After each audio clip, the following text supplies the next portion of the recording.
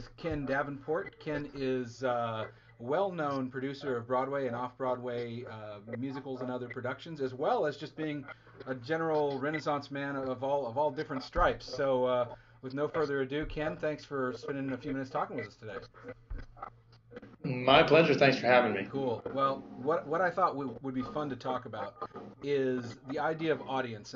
Those of you who read last month's edition on Live 2.0, the whole thing was devoted to the idea of audience. And my contention basically is that the audience is what you're there to do. I mean, the audience is who you're there for, and that one of the core ideas of what we think of as the future of live entertainment is that you always play to the audience in a certain way. Ken, what's just your off-the-cuff reaction to that general idea? Well, you're absolutely right. Of course, theater is done for an audience. It's not complete until there's an audience there. I wrote a blog sort of paraphrasing the old, Zen koan, what is this? As if a tree falls in the woods, does it make a sound? I thought you were going to say one hand it's, clap. That's a good one too. Yeah, well, I was going to go there. That's actually the Zen koan. I don't know if the tree falling is Zen, but and if I'm going to quote Bart Simpson, I could make is this.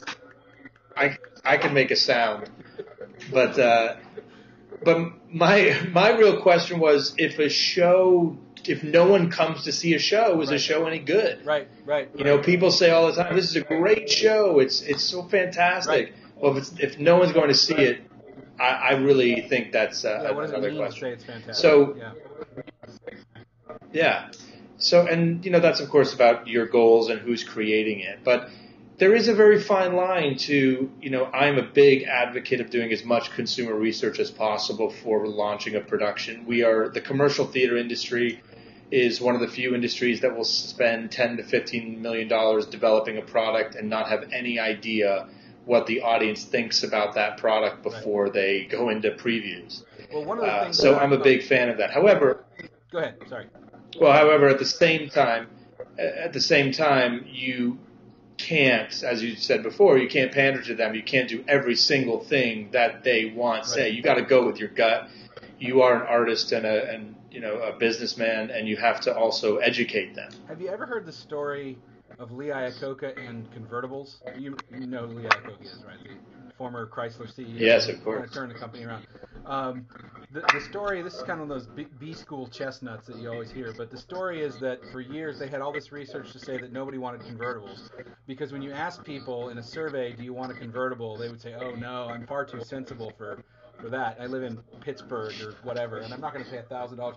So Iacocca had, as you say, had this gut instinct that people actually did want convertibles. So he had the guys in the whatever shop hack one together out of an existing car, and he had this idea that if he drove it into the mall parking lot and parked it, he'd get a better understanding of how people really felt about convertibles. And so, of course, they flocked to the convertible and they asked him questions about it and oohed and ahhed over it. So they started then building it. So. Yeah, the other big chestnut is like that is the new Coke, screw up from the 80s, where they, based on surveys and based on polling data, the Pepsi challenge, everyone was falling in love with Pepsi. So Coke was freaking out. So they changed the formula of Coke basically to make it more like Pepsi, sweeter. Right. And what they found out now was that people liked the sweet in little sips that they were taking in a challenge. Or yes, they were choosing Pepsi over Coke, but when they faced with a bigger can, and that new Coke was obviously a disaster. So you do have to be careful, and you have to remember that to go with your gut and your instincts. I think that's really true. And I had a conversation with Terry Teachout from the Wall Street Journal maybe 2-3 months ago. We were talking about just this thing, and that those two poles of pandering and then just kind of pretending there's no world and I'll just express myself, so-called express myself creatively. It seems like there's a mode in between. How would you describe it? And you talked about just going with your gut, but if you were kind of giving somebody a guideline for how to kind of walk that middle road, what, from your point of view, are the things? And let me just say, the reason I think your input on this is so good is that when I look at the shows that you do, it's very clear to me that the audience is built in by design. That it's very clear that there was thought given to the audience at the very foundation of the idea. So it seems like you'd have some good insight there. Yeah, I try to. It's true, and frankly, some of that is by design, but also some of that is, frankly, I am one of those audience members. Like, I create shows that I would love to see. The Awesome 80s Prom I created because it was the prom sort of I always wanted to have in high school. I think did you have an Awesome 80s Prom? Because mine were okay. No, that's what I'm saying.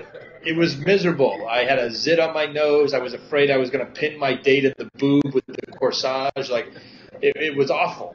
So I knew there were a lot of people out there just like me. Frankly, now that I think about it, my first time is the same way. My first time was about an experience that wasn't so great for me either. Right. But I wanted to do it. Yeah, so it's all my shows are really therapy for me.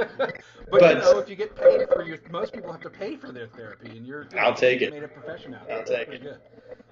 But yeah, I do think about the audience. I tell people all the time that I am not a theater producer. Yeah.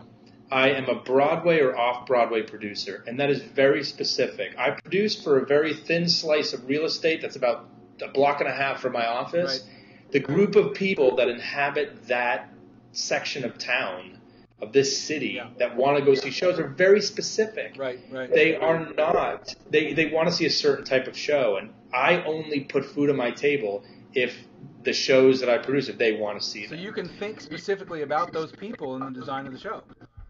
Yeah, partly because, yes, and I have to put myself in that mindset. It's 65% tourists, make up the Broadway audience.